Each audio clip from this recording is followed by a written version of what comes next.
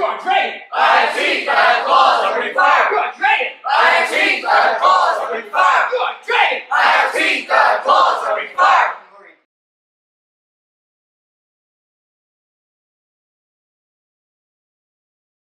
1, 2, 3, 4, 5, 6, 7, 8, 9, 10.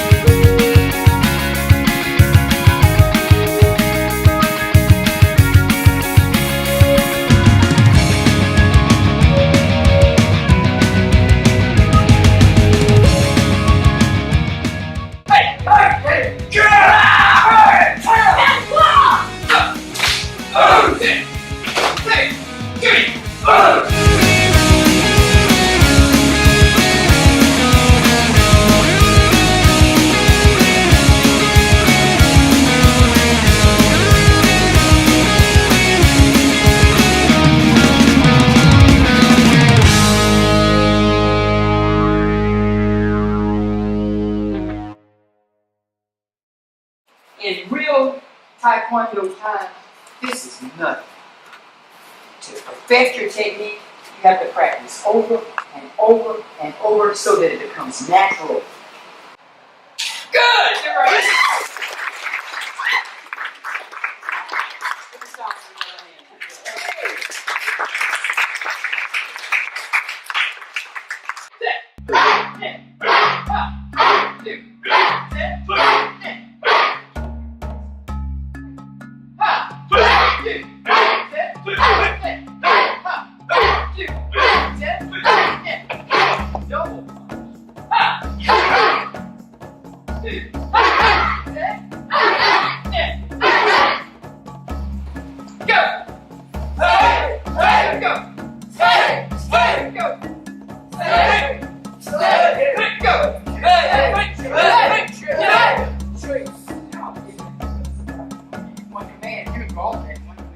If you practice slow, methodical practice at first, and then feel.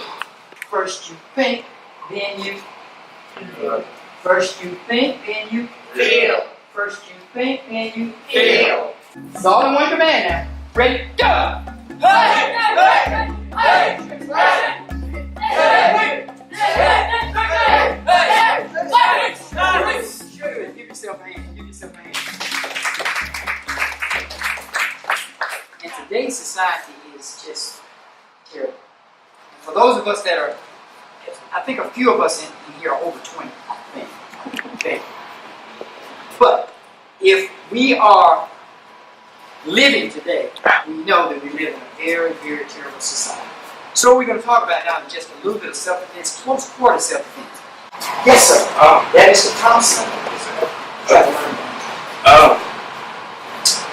Throughout like rehearsals and things like that, and practice in class, we learn a lot of different techniques and stuff. But is it like when you're in the street? If you're in a situation where you're in the street and you don't, I guess most people don't, wouldn't get into a street fighting sense or something. It would just be kind of spur of the moment. Sure, reaction going. So,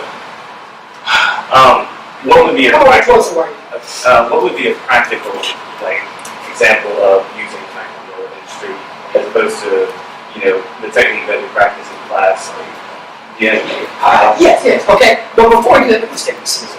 Before we talk about that, let me answer Mr. Thompson's question. And I noticed it's kind of hard to get out what you're saying, but I think I have a general idea of what you're talking about. Basically, how well does what we practice in the dojo translate to the I see. You noticed just a few minutes ago I said, you're not going to execute on the street a little punch like this. You're not going to do that. You know, some of us did the pattern Dangun today, and you did this. You're not going to do that in the street. Some of us did one yo today. You're not going to do this in the street. Those movements, and I'm answering your question, I'm going to go to Chicago to get to New York, but I'm going to come back to the nucleus in just a second. And I'm going to answer your question. That's fine. Here's the situation. You practice those moves because they work your systems internally. That's why those formative movements like a twin form block, or a knife hand block, or a high level form block. You don't even get on the street to do this. But by practicing those moves, they prepare your body for any type of close quarter self-defense. So, when you say, how do you translate those moves? We talked about the back fist just a minute ago and demonstrated the combination, right? And I'm standing right here. If I execute that bang here to Mr. Thompson's head, and I'm like, so, if I execute the back fist, we just did, and I strike Mr. Thompson here, let's assume I knock him out. But if I hit Mr. Thompson here, and he grabs his head, he's going to hit it, assuming I really hit you. And I drop down and do this, bang! And I drop and do this, bang!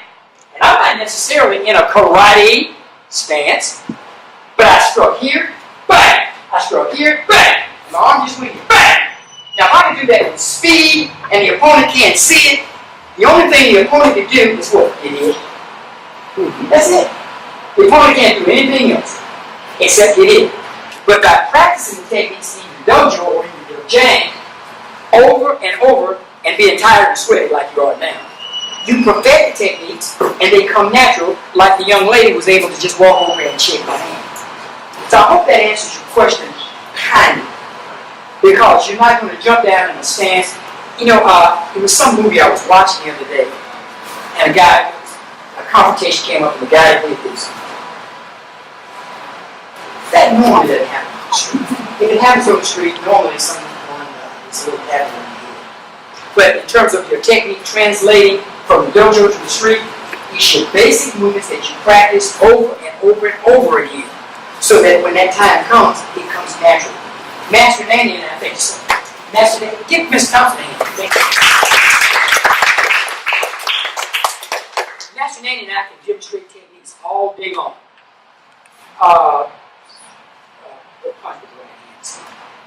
He comes in like so. I can do this all day long. I'm here, stop, there, step over, head, anything. Look, here. Or inside, we're grappling on the inside, whatever. And I come down like so, with the lay on, close quarter now. This, remember, we're not doing karate in the dojo. But look, well, hey, we use Mr. Thompson. You know, you get inside, grappling Mr. Thompson, or whatever. And this is why these kinds of things come into play. Of course, you're doing some of the jiu-jitsu and this type of thing. But when we start talking about close quarters, pressure points, close quarter, those kinds of things. If I take Mr. Thompson's hand on the wrist and do this, watch Mr. Thompson. You see? And if Mr. Thompson tries to hit me with that hand over there, that doesn't feel good, does it, Mr. Thompson? But that's because of the pressure that I have. Or if I can take it back the other way, like so, and come here. Because his wrist is not made to go this way. It's just not. And if I did this, which is known as the chicken wing, watch Mr. Thompson. That doesn't feel good at all. It does not. You see, because his wrist is not made to go that way. Keep looking up. I want to see those tears. And you know, and if he was a real big guy, because he's bigger than I am, and I'm not going to hurt you, Mr. Thompson. But I come here, come there, and I decided to take it down like stuff. Here. You see? And I could put my knee here. You see what I'm saying? So the thing is, you say, how does it translate from the dojo to the street? That's how it happens. But by practicing those techniques over and over, Mr. Thompson, and doing exactly what Mr. Marino says, it will translate to the street. it'll then become, you see how naturally I did? I'm talking and doing it all at the same time. That's because it's natural. You know? Give Mr. Thompson a hand again.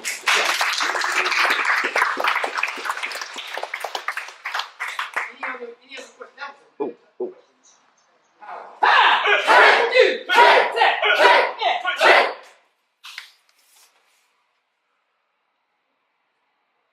He who does not climb to the mountain's top, He who does not climb to the mountain's top, to see the entire view is impossible. to see the entire view is impossible. He who does not climb to the mountain's top, to see the entire view is impossible.